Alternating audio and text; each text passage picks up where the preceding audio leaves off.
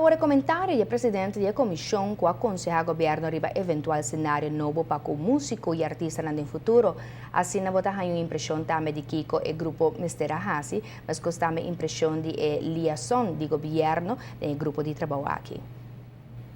E o trabalho está para a Sônia e para o grupo problemática para a organização de músicos e assim não se chega a conselho para o ministro.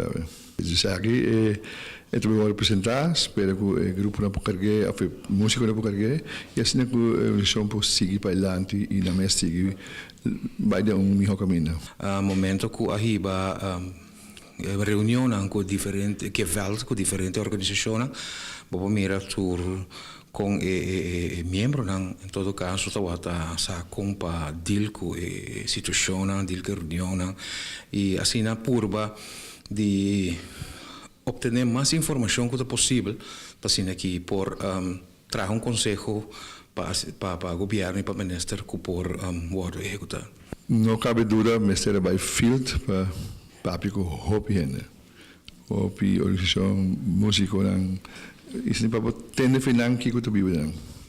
Nós temos que apresentar o conselho a todo lugar que a imagina com a organização com a award não nos bisa com a award recomendar para é que a organização que tem que falar assim colaboração com o governo e representar o músico presidente aí a reunião com e a informar e depois lo sigue informação para o público em geral e o músico.